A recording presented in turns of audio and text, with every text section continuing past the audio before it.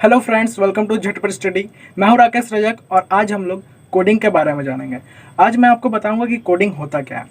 तो अगर कोई आपसे पूछे कि कोडिंग क्या होता है तो आप उसे ये कह सकते हैं कि कोडिंग एक प्रकार का भाषा होता है, एक प्रकार का लैंग्वेज होती है जिसे हम कंप्यूटर से कम्युनिकेट करने और उससे काम निकलवाने के लिए यूज़ करते हैं।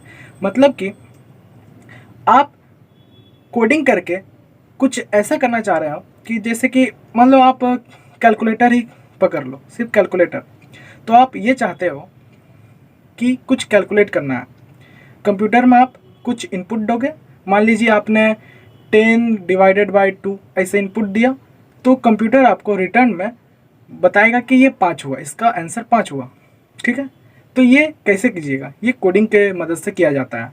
अब क्या है कि कंप्यूटर क्या है, एक प्रकार का मशीन है। ठीक है, हम लोग इंसान हैं तो हम लोग अलग अलग भाषाएं जानते हैं। ठीक है, हम लोग इंग्लिश में आसानी से कम्युनिकेट कर सकते हैं किसी से भी।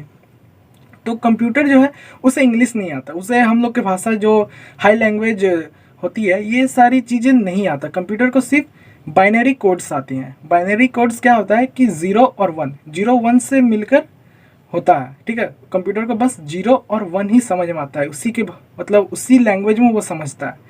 तो अगर हम लोग सिंपल सा अगर उसे कहें कि 10 को 2 से डिवाइड कर दो, तो कंप्यूटर को कुछ समझ नहीं आएगा, क्योंकि आप उसकी भाषा में मतलब यूज़ ही नहीं कर रहे हैं। उसको आपकी भाषा समझ नहीं आती और आपको उसकी भाषा समझ नहीं आती। हो सकता है कि आप कर लो, बट 0 1 मतलब बाइनरी कोड्स में लिखने में आपको बहुत ज़्यादा समय लग जाता है। चलिए मान लेते हैं कि आपको हेलो वर्ड को प्रिंट करवाना है कंप्यूटर में। तो अगर आप बाइनरी कोड में हेलो वर्ड लिखने जाएँ तो इतना सारा आपको कोडिंग करना पड़ जाएगा, 0 1 0 1 इतना सारा आपको लिखना पड़ जाएगा। तो ये बहुत ज़्यादा ही टाइम कंज्यूमिंग हो जाएगा, जिसके कारण हम लोगों को कोडिंग लैंग्वेजेस की ज़रूरत पड़ी। ठीक है, ताकि हम बहुत ही आसानी से कम टाइम में ज़्यादा से ज़्यादा चीज़ों का कोडिंग कर सकें। प्रोग्रामिंग लैंग्वेजेस क्या करती हैं, जो आप उसमें लिखते हैं। ठीक है, मान लीजिए आपने अगर किसी प्रोग्रामिंग लैंग्वेज, मान लेते हैं कि सी या फिर C++, ये प्रोग्रामिंग लैंग्वेजेस हुई, तो इसमें आपने कुछ लिखा कि 10/2। तो एक कंपाइलर होता है, कंपाइलर नाम का एक होता है, इसे आप ट्रांसलेटर के हिसाब से ही समझ लो कि ये एक ट्रांसलेटर होता है। जो आपने जो इनपुट दिया 10/2 उसको कन्वर्ट कर देता है मशीन लैंग्वेज में, यानी कि बाइनरी कोड्स में कन्वर्ट कर देते हैं। और कंप्यूटर उस कोड को समझकर, उस इनपुट को समझकर, उसे प्रोसेस करके आपको आउटपुट देता है। 10/2 का आउटपुट क्या हुआ? 5। ठीक है, ये आउटपुट आपको देता है। कोडिंग लैंग्वेजेस की अगर मैं बात करूं तो कोडिंग लैंग्वेजेस बहुत तरह के होती हैं। जैसे कि मैंने अभी बताया, सी होता है, C++ होता है, जावा होता है।